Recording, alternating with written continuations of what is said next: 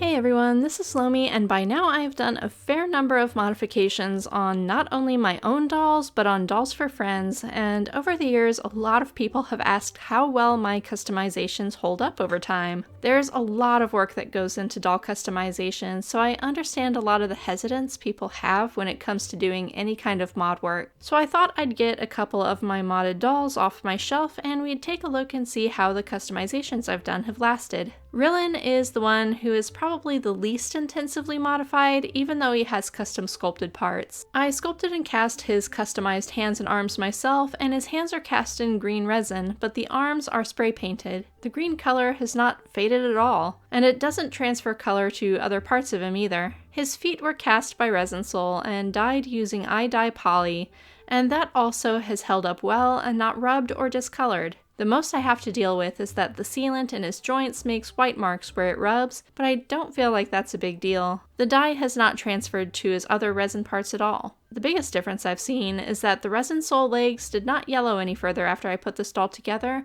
while the Mayu body has mellowed some and isn't a perfect match for his head anymore. Otherwise though, no changes. The mods that hold up best are all the elf ears I've done.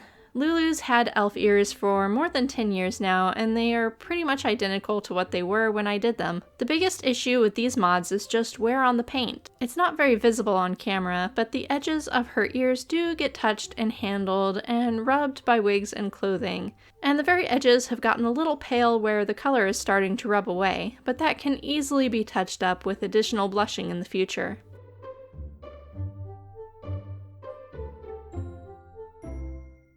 The kid version of Rune was one of my more recent projects, and every time I've done the lizard limbs mod for my character dolls, they've been done a little differently. His scales were airbrushed on using gouache, and it didn't survive the sealant being sprayed on, so they can't really be seen at all. But that's also not new. The green base was Vallejo acrylics, and they've chipped a little around his ankles, but considering how much I handle this doll, that kind of chipping on such heavy blushing isn't bad. It's also worth note that while his hands were also painted with the Vallejo acrylic, they were 3D printed using PLA, so I had coated them with primer to ensure the paint would stick, and he doesn't have any chipping or wear around his wrists. So I think the use of primer under the heavy acrylic paint layer makes a big difference for the overall longevity of this airbrushing job. What didn't age quite as well was his face-up. The acrylic paint I used to color match him to his dyed body has oxidized a little over the past few years, so his head is a little more yellow than his body. But the Soom resin has held the dye job beautifully, and I'm really happy with how it looks. The color difference isn't too drastic, so it's not to the point it needs correction in photos. This little guy has held up great. But the adult version of him will be due for some maintenance soon. I had used a different sealant and acrylic paint for this head than what I used for the kid version, and this face-up has not oxidized, but it's been 5 years or so since I dyed him and the dye has really faded. His dye job was never even, so I don't expect it to be perfect, but his head and body used to be a perfect match, and the body is now noticeably lighter. I know this has nothing to do with light exposure because it's an even fade across all his dyed parts, and he's protected from light by his clothing. There are also some places where tiny scratches reveal the original resin color underneath the dye, and these are such minor scratches I don't even feel them, so that's a bit disappointing.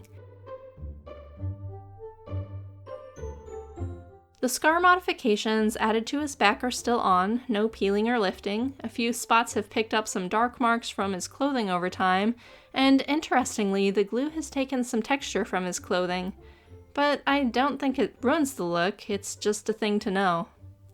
I repainted his arms when I dyed him, and while the forearm parts were coated with automotive primer, the upper arm was not. The joint of the upper arm has chipped a lot, while the forearm hasn't, and that really emphasizes the importance of primer. The elbow has a few chips, but it was a piece I didn't redo when I did the rest, and so it and his hands still have the original paint and resin coating from when I first customized this doll 8 or 9 years ago. His wrists have chipped over time, and the resin coating has gotten gummed up from constantly moving and rubbing, but considering this is almost a decade of wear, I don't think it's as bad as it could be. These chips are likely fixable, and guess what? The chips only go down to the primer and not the bare resin. The strangest thing he's had happen is his legs. The legs were the hardest part of his customization, which you can see in all the old videos, but when I redid them a couple years back, I applied acrylic paint over spray paint to color match his knees to his skin where the line of magical corruption ends, and I cannot believe how badly this is discolored. While the knees used to be a perfect match, they have yellowed severely, and green shows through in a number of places, almost like it's seeping through the acrylic paint. In spite of that, the clear polyurethane coating is still perfect. No stickiness or bubbling or anything. It's astounding how much green has come through, and I'm not sure how to fix these, but it's something I'll have to think about. Fortunately, he doesn't really go anywhere without pants, but it's still an odd change. His legs were also primered before painting and have no real wear along the edges. His feet also still have the original decade-old paint job, and the ankle has only just now started to chip. The durability of the polyester resin I coated these original parts with was really impressive, though now that I'm staring down the possibility of needing to redo his legs, I'm not sure how to remove the resin from these feet. Lots of sanding, I guess.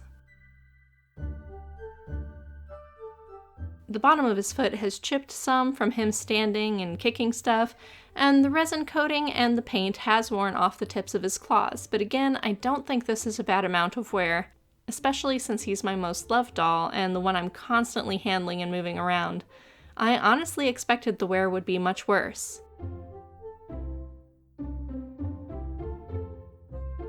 The paint on the backs of his knees has chipped a bit at the corners, but that's about it. So while there are a few things that need some maintenance or adjustment, overall I think the modifications and paint jobs I've done have held up very well. The only thing I think I'd do differently is applying primer on Rune's upper arms before painting his scales, and maybe putting primer between the spray paint and the acrylic color match on his legs to prevent that weird discoloration. So there you have it. That's how my modded and heavily customized dolls are looking years after the fact. If there's anything else you want to see about them, let me know in the comments, but that's all for today. Thanks for watching. Bye.